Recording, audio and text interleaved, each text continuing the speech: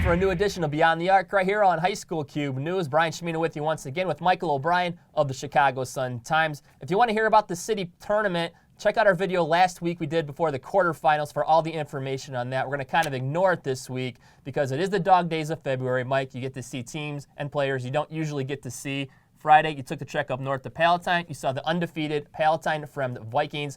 What'd you think of Fremd as they knocked off Conant? They're a real good team. They got some size. Riley Glassman started a little slow. I was checking him out for all area, but then he really did not disappoint. Came on, played well.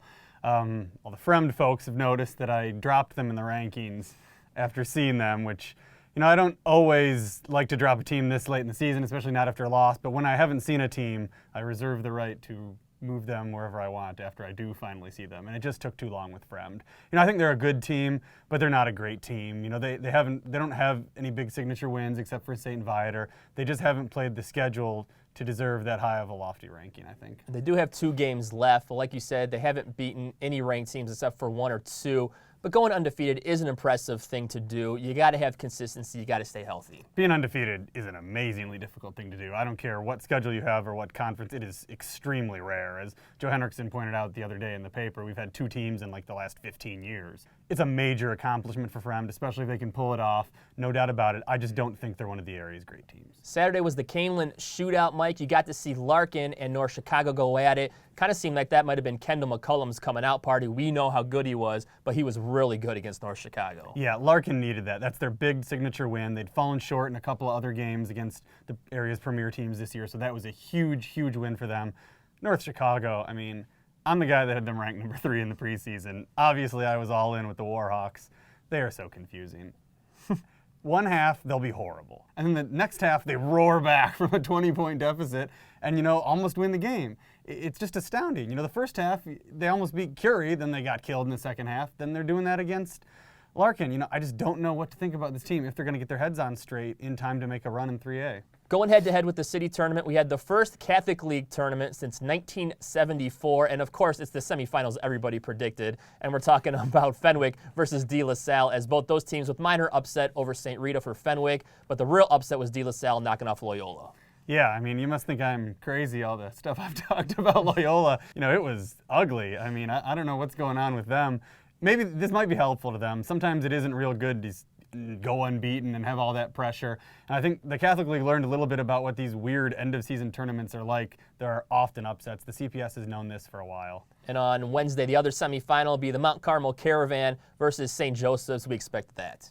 Yeah, both of these teams have great coaches. Both of them have a good amount of talent, and both of them are really primed for March. Look out for Mount Carmel. They're beating everybody in sight. David Nichols is one of the area's top players. He just keeps putting in 20-point games.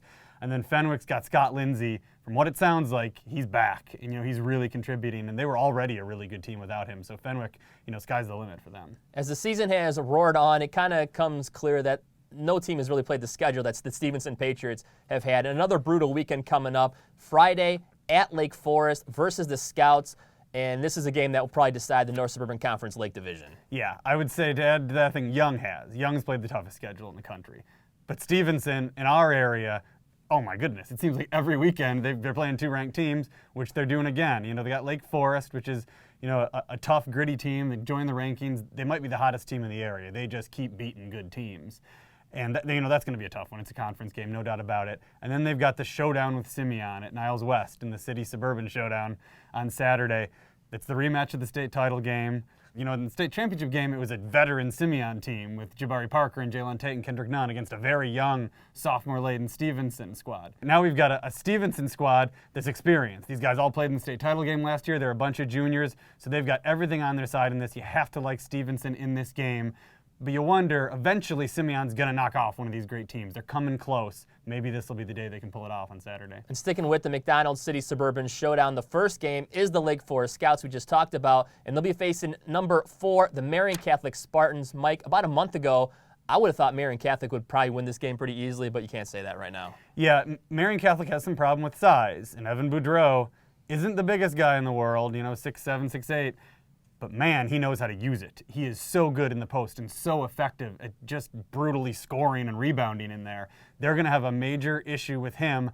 However, I do think Marion Catholic is the much better team. I think they're that loss to Stevenson has kind of taken Marion Catholic out of the conversation, and I think that's wrong. I think they're just as good as these other teams, and I like them still as a serious contender for the state championship. And talking about the aforementioned Stevenson Patriots, check out Beth Long's MVP segment last week with point guard Jalen Brunson. And coming later in this week, MVP from Lake Forest, Beth Long talked with Evan Boudreau.